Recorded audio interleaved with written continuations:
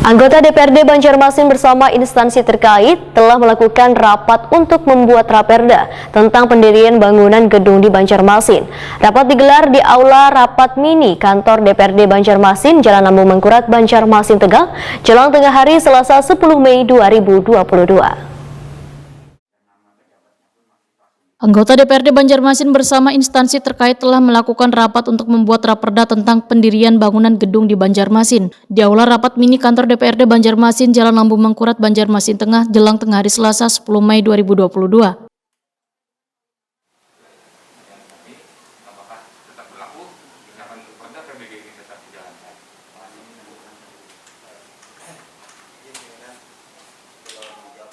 Ketua Pansus Raperda Retribusi Persetujuan Bangunan Gedung, Hilya Aulia Waitokoni Prima TV memadahkan perubahan aturan izin mendirikan bangunan menjadi pendirian bangunan gedung ini adalah merespon terbitnya Undang-Undang Nomor 11 Tahun 2020 tentang Cipta Kerja, sehingga pemerintah daerah mengubah peraturan daerahnya agar bisa memungut kembali retribusi bila ada warga yang mendirikan bangunan maupun rumah. Politisi Partai Kebangkitan Bangsa ini pun menyatakan bila pengurusan izin membangun rumah maupun bangunan lainnya yang nantinya dilakukan ke Dinas PUPR ini sedikit rumit lantaran harus mendapatkan izin terlebih dahulu sebelum atau saat mendirikan bangunan. Menurut Hilya Aulia, adanya raperda ini salah satu menghindari terjadinya bangunan ambruk dikarenakan spesifikasi bangunan kada sesuai dengan nang bentuk bangunan nang dibuat.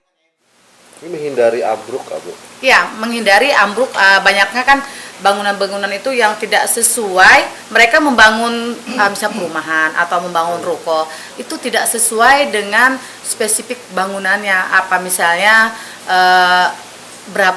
berapa ketinggiannya atau apanya. Nah, itu kan nanti dihitung. Itu nanti di PUPR yang tahu berapa hitungan-hitungannya, berapa hitungan bangunan itu yang kuat, pondasinya yang sesuai. Nah, itu di PUPR. Makanya sekarang dialihkan ke PUPR walaupun bayarnya tetap di Bapeuda. Itu untuk semua bangunan? Iya, semua bangunan. Itu semua bangunan, baik bangunan itu perumahan. Sebenarnya rumah-rumah di kampung-kampung pun seperti itu.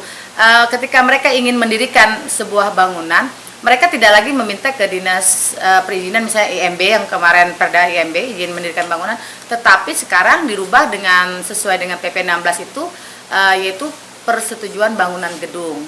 Mengacunya memintanya ke PUPR. Hilya Aulia menambahkan akan lebih teliti dalam menyusun raperda pendirian bangunan gedung ini, karena payung hukum ini kadang hanya bisa untuk menambah pendapatan asli daerah, namun berisikan pula sanksi tegas bagi nang melanggarnya.